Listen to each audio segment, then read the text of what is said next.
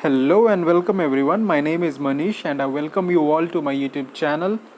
So today I am going to discuss a very important topic which is importance of test series for clearing UPSC prelims. So मैंने heading भी दे रखा है कि UPSC test series importance. So as you know, UPSC consists of three phases. First is preliminary, second is mains, and third is interview. So every stage plays an important role. After all, you are going to become an IAS, IPS, and each decision taken by you going to affect not only one person but thousands and lakhs of people. तो ये जो preparation है, ये कुछ facts को आप रट लो, उसे जाकर के एग्जीक्यूट कर दो और सक्सेस हो जाओ. तो अगर आपके मन में ये सारे थॉट्स हैं तो आई एम सॉरी टू से दिस बट आपका एग्ज़ाम क्लियर नहीं होगा. ठीक है, मैंने फर्स्ट में लिखा है prelims and this is the most crucial phase. Why it is crucial phase? Why prelims is called crucial phase? तो ये crucial इसलिए भी है because मेरा मानना है कि prelims जो है it's a weeding out process. जैसे चावल में कंकड़ पत्थर आ जाते हैं ना, तो उन्हें निकालते हैं. ठीक है, तो जस्ट लाइक वही है प्रीलिम्स. सिर्फ कोई फैक्ट्स रट रहा है, सिर्फ कोई जो है 5 से तैयारी कर रहा है और उसने जो है सारे कैरेक्टर्स को ही रट डाला और वो जो है अब इंफॉर्मेशन बैंक बन गया. ठीक है, रिजर्वायर ऑफ इंफॉर्मेशन वो बन गया है. वो नॉलेजेबल नहीं हुआ लेकिन वो रिजर्वायर ऑफ इंफॉर्मेशन बन गया. तो इन सारे जो प्रजातियां हैं उन्हें वीड आउट करने का प्रोसेस है प्रीलिम्स. क्योंकि आप देखोगे कि प्रीलिम्स में जो है अप्रॉक्सीमेटली 5 to 10 lakhs बच्चे बैठते हैं, फॉर्म भरे जाते हैं और आप जब फॉर्म भरते हो तो उस वक्त जो वैकेंसी आती है वो अप्रॉक्सीमेटली कितना रहता है, मात्र 700, 800, कभी 1000, कभी 1100. तो आप देख रहे हो कि जो एक कितना वास्ट नंबर का जो है ये गैप है, बहुत ज़्यादा गैप है. तो अब ये वीडिंग आउट प्रोसेस के बाद जो होगा, जो कि बहुत ही मतलब सारे का लेवल जो होगा वो अप्रॉक्सीमेटली सेम और मोर और लेस सेम ही होता है. ठीक है, और ये सेलेक्ट करते हैं कितने को, 10 से 15,000, मात्र 10 से 15,000. अब ये जो 10 से 15,000 जो मेंस लिख रहे हैं, यहाँ पर इनके दोनों चीज़ें चेक होंगी, फैक्ट्स प्लस कॉन्सेप्ट्स. इनका कितना अच्छा है, कितना इन्होंने जो है अच्छी तरीके से पढ़ा है. तो this is the real exam for IAS. ठीक है, ऐसा मेरा मानना है. यहीं पर जो है IAS जो है अपनी कड़ी परीक्षा और सही परीक्षा जो है यहीं पे देता है. फिर है थर्ड स्टेप फेज जो है वो है आपका इंटरव्यू. इंटरव्यू में बेसिकली आपका बैकग्राउंड वो चेक करते हैं जो आप डाफ भरते हैं, डिटेल्ड एप्लीकेशन फॉर्म. फिर why you took a particular subject as your optional, उस ऑप्शनल से सवाल पूछते हैं. और फिर opinion based questions. Opinion based questions में जो है आपको ना नहीं कहना है, क्योंकि वो ओपिनियन से ही जो है जज करते हैं कि ये जिला संभालने के लायक है या फिर चपरासी की नौकरी करने लायक है. आई एम सॉरी टू से दिस बट उनके दिमाग में यही चलते रहता. ठीक है, कुछ बुरा मानने वाली बात नहीं है। आजकल के डेट में जो है इंजीनियर भी चपरासी का फॉर्म भरते हैं, तो कोई बड़ी बात नहीं है, ठीक है, बुरा मानने वाली बात नहीं है। सो ओपिनियन बेस्ड क्वेश्चंस में जो है you can't say no. Like Ram temple पे उन्होंने पूछ दिया, सीएए पे पूछ दिया, एनआरसी पे पूछ दिया,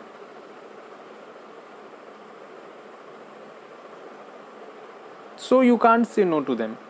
ओके, वहां पे जो है आपको फॉर और अगेंस्ट दोनों सोच करके रखना है, ठीक है। अब यहाँ जो नेक्स्ट फिगर है मैंने बताया है, इसमें फैक्ट है, एलिमिनेशन है, कॉन्सेप्ट है, कॉमन सेंस है। अब जब तक आप प्रैक्टिस नहीं करोगे, prelims is all about practice. Practice कितने दिन के लिए, कितने दिनों के लिए, कब तक? तो मैं बता देना चाहता हूं कि अगर आप जो हो एक दो बार जो है आपने यूपीएससी के एग्जामिनेशंस दे रखे हैं और आपने अच्छा खासा पढ़ाई किया, अच्छा खासा, फिर भी नहीं हो पा रहा है, ठीक है, then you have to indulge for 2 to 3 months। ऐसा तो होता ही नहीं, मैंने किसी को देखा ही नहीं है कि 1 महीना उसने पढ़ा और जो है उसने प्रीलिम्स क्रैक कर लिया, ठीक है। मिनिमम 2 मैक्सिमम 4 आपको देना पड़ेगा, क्योंकि वो जो 2 घंटे आपको मिलते हैं, ठीक है, in 2 hours you have to deal with 100 questions, ठीक है। ये अगर मेंटालिटी लेकर के जा रहे हो कि मुझे 100 में 100 ही करना है, then you are out of this game. 100 में 100 कभी नहीं होगा। अगर करके आ गए, कभी नहीं होगा, ठीक है। ये एग्जामिनेशंस आपको इतना मौका देती ही नहीं है कि आप 100 में 100 कर पाओ, और करना भी नहीं है, ठीक है। टू बी फ्रैंक, आपको करना भी नहीं है। अगर आपको एक प्लान्ड वे में, एक स्ट्रैटेजिक वे में तैयारी कर रहे हो, तो मोस्ट प्रोबेबली आपको अटेम्प्ट करने हैं कितने, 60 to 65 questions. 60 into 2 120, 65 into 2 130, and this is what you can say the most expected cutoff anyone can expect। अगर आपने ये टच कर लिया, तब जो है आपको कोई नहीं रोक सकता, ठीक है। तो आपको ये जो टेबल मैंने बना रखा है, फैक्ट, एलिमिनेशन, कॉन्सेप्ट और कॉमन सेंस, ये आपको प्रैक्टिस करना है। प्रैक्टिस कितने दिनों तक करना है आपको? Minimum 2 maximum 4। अगर आपने 1-2 बार प्रीलिम्स दे रखा है और अच्छे से तैयारी कर रखी है, तो 2 महीने काफ़ी हैं आपके लिए। अगर आपको डर है तो आप 3 पे जाओ, 4 पे जाओ, 4 महीने पे जाओ, ठीक है। कॉमन सेंस का इस्तेमाल जो है मैं बताऊंगा कहाँ कहाँ करना होता है, ठीक है। अब कॉमन सेंस का मतलब ये भी नहीं होता है कि कोई क्वेश्चन पूछ दे कि फ्रंटियर गांधी, जिसे रेड शर्ट्स कहते थे, ठीक है, अब रेड शर्ट्स क्यों बोलते थे? अब ये सारे क्वेश्चन पे जो है दिमाग नहीं लगाना, ये सारे क्वेश्चन पे छोड़ देना, ठीक है। वहाँ कॉमन सेंस काम नहीं करेगा। अगर कुछ कॉमन सेंस काम करवाना भी चाहोगे तो वहाँ पे जो है गलती हो जाएगी और निगेटिव मार करके आ जाओगे, ठीक है। तो वो छोड़ करके आना है बेसिकली। यहाँ पे मैंने फिर नेक्स्ट पार्ट में समझा रखा है कि आपको जो 3 टाइप्स के क्वेश्चन है कौन कौन से करने हैं। तो पहला जो है जनरल क्वेश्चन है, फिर है टेक्निकल और फिर है टफ। जनरल क्वेश्चंस जो कि मैंने यहाँ लिख रखा था, 3 types of questions are asked in prelims. तो जनरल क्वेश्चन कहने का क्या मतलब है, टेक्निकल क्वेश्चन कहने का क्या मतलब है और टफ क्वेश्चन कहने का क्या मतलब है। सो जनरल क्वेश्चन को आप इग्नोर नहीं कर सकते हो, क्योंकि आपकी जो मेंस की प्रिपरेशन ही है, मैं इतना मान करके चलता हूँ कि कोई भी वो डीप में जा कर के नहीं पढ़ता है। फॉर एग्जाम्पल, अब आपसे पूछ दे कि who is the what is the name of the Akbar's mother. तो आप इसे इग्नोर नहीं कर सकते हो, ये जनरल क्वेश्चन है और ये आपको आना चाहिए। फॉर एग्जाम्पल मैंने पूछा कि जो है अकबर की माँ का नाम क्या था, तो हमीदा बानो बेगम जो है आपके मुंह पे होना चाहिए, आंसर ये होना चाहिए। आप इस कैरेक्टर को इग्नोर नहीं कर सकते हो। फिर उसके बाद है टेक्निकल क्वेश्चन। अब अकबर का जो डीप क्वेश्चन में मतलब जाऊं, ठीक है, तो उसकी कंट्रीब्यूशन क्या क्या है।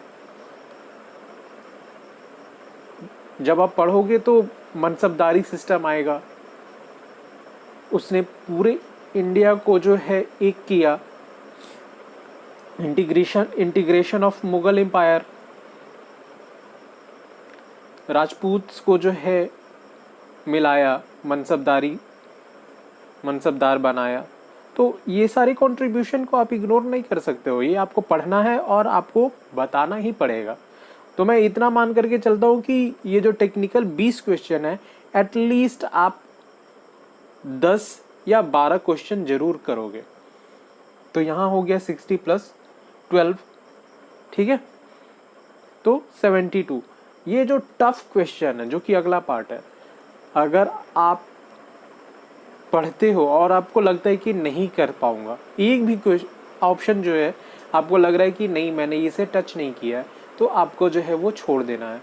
इसमें अगर हो सके 20 मैंने दिया हुआ है, अगर 20 क्वेश्चन नहीं आ रहे हैं तो आपको टच भी नहीं करना है, ठीक है। लेकिन जनरल क्वेश्चन में आप गलतियां नहीं कर सकते, वो बर्दाश्त ही नहीं है, वो मतलब माफ़ी के लायक नहीं है, ठीक है। 50 में से आपको जो है 2-3 चलो ठीक है, 7 खून माफ टाइप का है, लेकिन 2-3 चलेगा, उससे ज़्यादा नहीं चलेगा। अब अगर बोलोगे कि 50 मैं कर दूंगा, 10 गलत कर दूंगा, तो फिर कोई मतलब नहीं है, जनरल क्वेश्चन का फिर कोई मतलब नहीं है, ठीक है। तो आज जो है कुछ क्वेश्चन है मैंने लिख रखे हैं, तो चलिए हम लोग प्रैक्टिस करते हैं, ठीक है।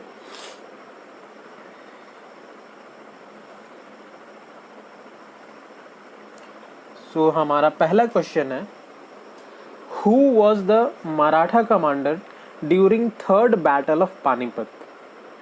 और मैंने ऑप्शंस लिख रखे हैं, विश्वास राव, नाना साहेब, बालाजी विश्वनाथ और नारायण राव। तो इसका आंसर जो है आपको ऑप्शन आपने देखा, ये क्योंकि जनरल क्वेश्चन है और मैं मान करके चलता हूँ कि जिसने भी जो है 3rd बैटल ऑफ पानीपत पढ़ा है उसमें जो है उसने विश्वास राव का नाम जरूर सुना हुआ है। अब विश्वास राव कौन है, ये है सन ऑफ बालाजी बाजीराव, ठीक है। अब ये बालाजी बाजीराव का बेटा है।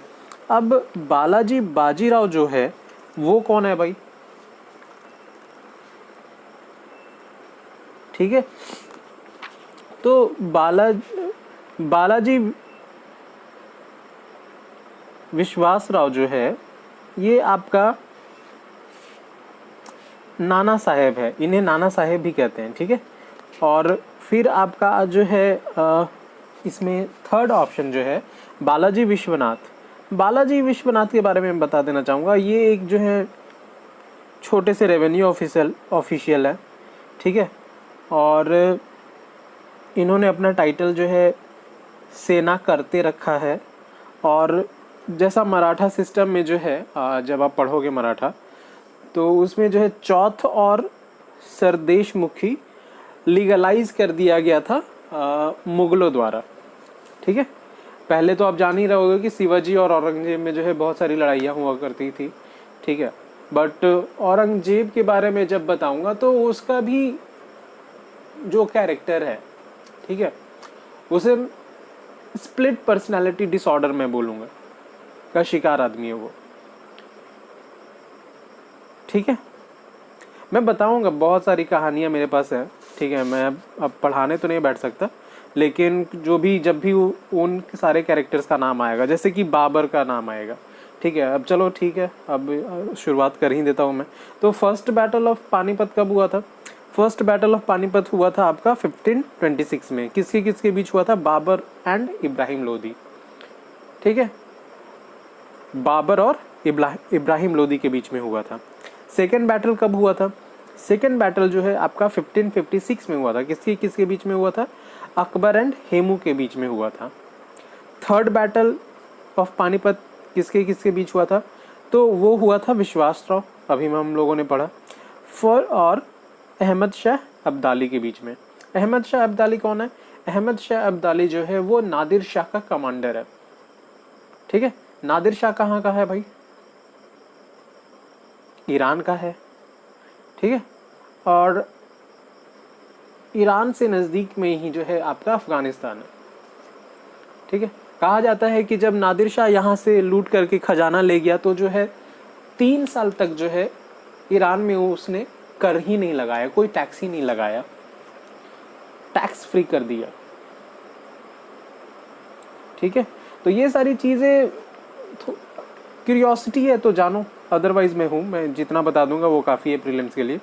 ठीक है, नेक्स्ट क्वेश्चन जो है, व्हाट वाज ट्रू अबाउट ब्रह्मो समाज।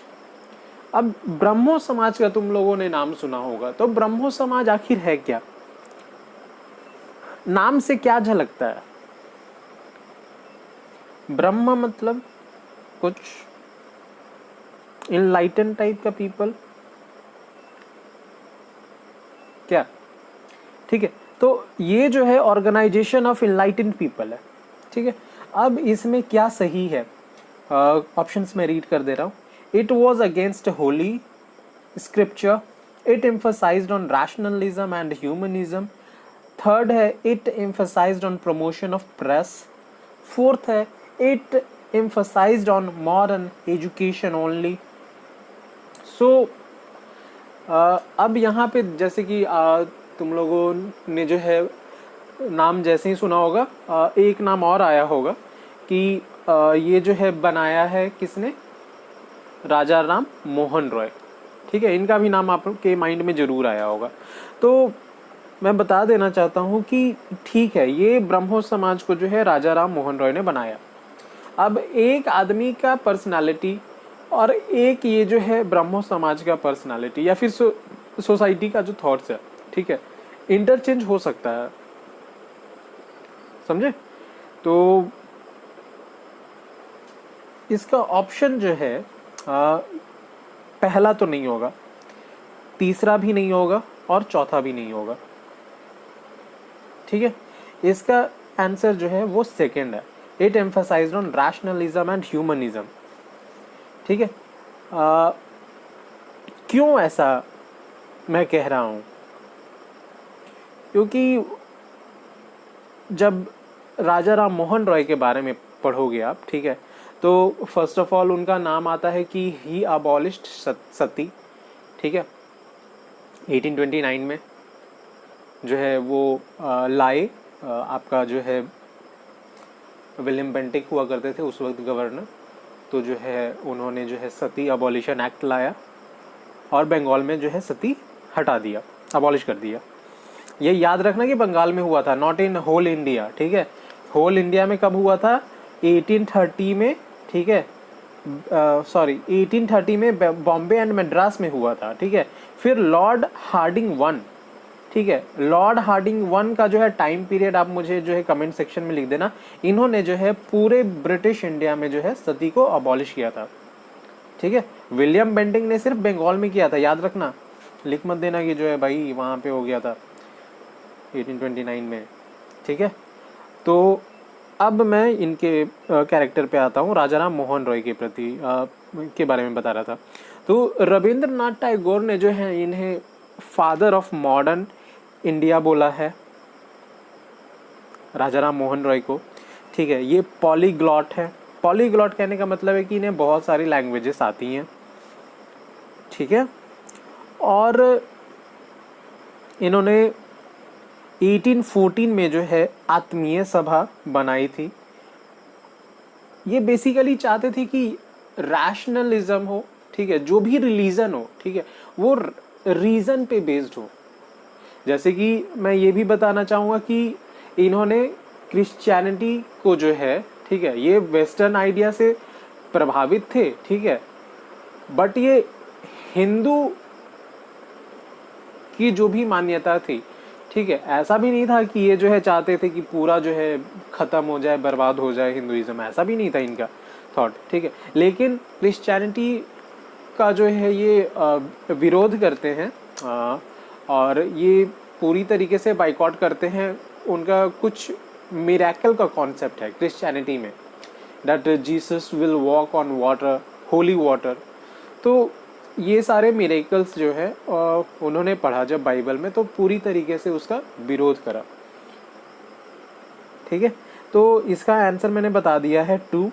कुछ मतलब आपको डाउट हो तो आप बताइएगा, कमेंट में लिख दीजिएगा कि क्यों होगा या फिर नहीं होगा, ठीक है। मूविंग फॉरवर्ड, नेक्स्ट क्वेश्चन जो है हमारा, non cooperation movement was a all India movement, और सेकेंड जो है individual satyagraha was started by Gandhi जी।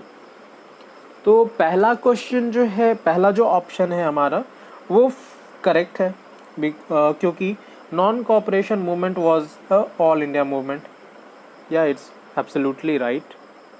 फिर है आपका second, individual satyagraha was started by Gandhi ji. तो it was not started by Gandhi ji, it was rather proposed by Gandhi ji, it was started by Congress, ठीक है। तो यहाँ पे जो ऑप्शन हमारा होगा वो सिर्फ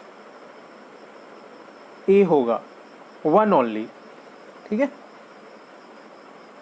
तो अब हमारा जो है नेक्स्ट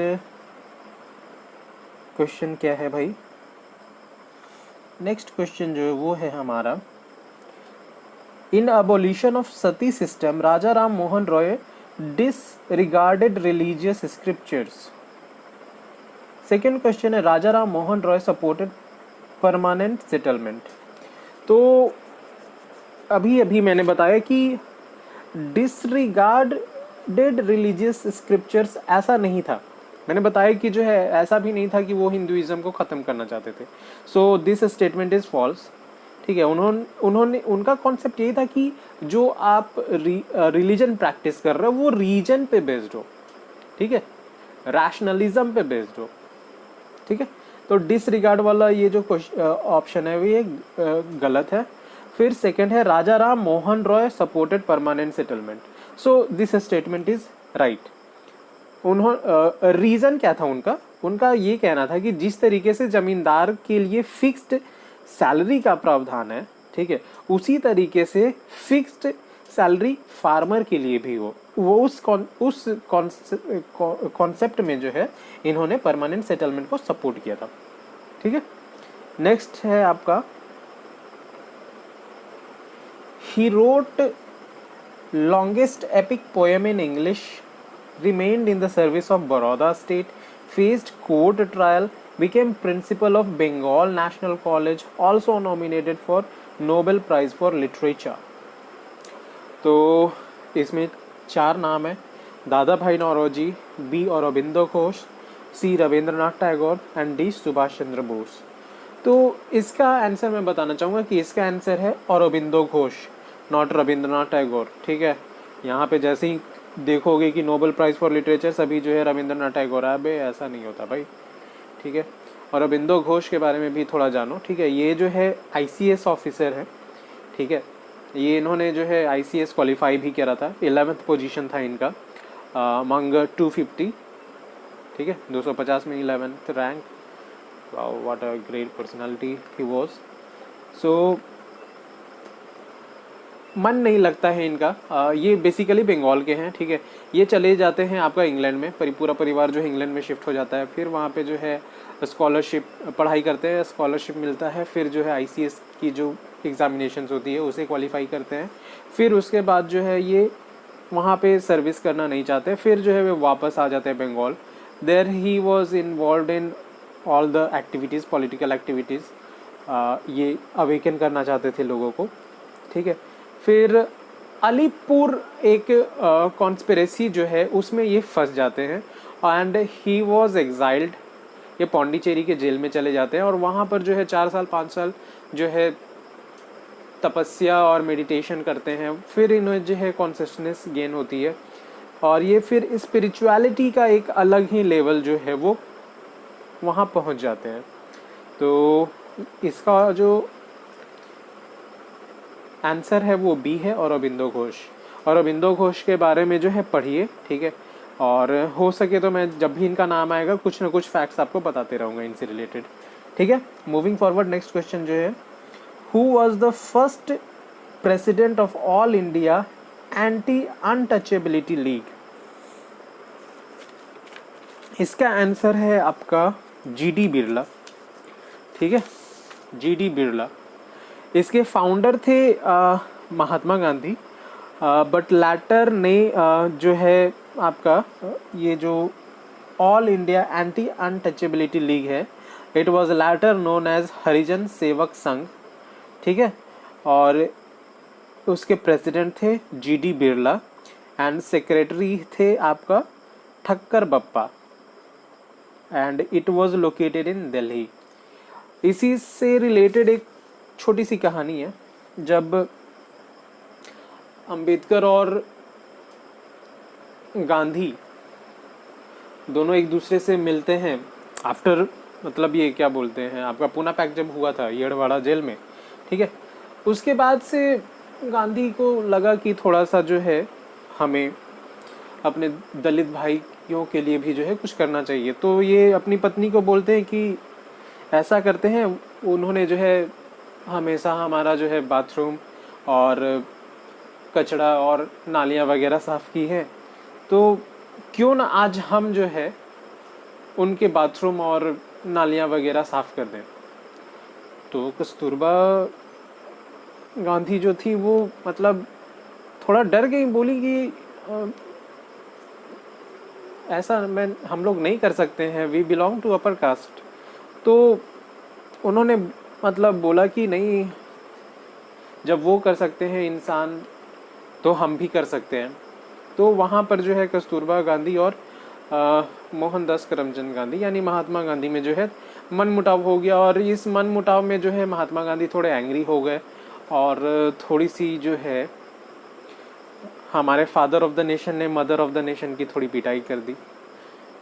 तो ये थोड़ी सी स्टोरी मुझे लगा कि जो है सुना देना चाहिए, तो मैंने सुना दिया। सो आज के लिए इतना ही। आप जितना भी कर सकते हो करो, मैं हूँ साथ में। और ये आप समझते ही होंगे कि जो है यूपीएससी बच्चों का खेल नहीं है, तो आराम जितना करना था कर चुके, और अब काम करने की बारी आई है। तो मैं चाहूँगा कि आप लोग थोड़ा सा सीरियस हो, जितने भी फैक्ट्स मैं बताता हूँ उसे क्रॉस चेक ज़रूर करना।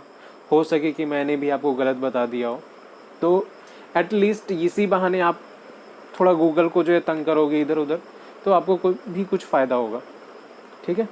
फैक्ट्स क्योंकि बहुत इंपॉर्टेंट है यूपीएससी में। यूपीएससी तो इसी बात पे तो आपको नचाती है, 5 स्टेटमेंट 4 सही 1 गलत, वही 1 गलत को ढूंढने में तो 10 मिनट 15 मिनट चले जाते हैं। तो जब तक ये प्रैक्टिस नहीं करोगे तब तक भैया नहीं होगा, यूपीएससी ऐसे नहीं निकलेगा, ठीक है। तो I hope you liked my session, so please do like, subscribe and comment in the section. और इसी के साथ मैं विदा लेता हूँ, तब तक के लिए आप इसे रिवाइज़ करें और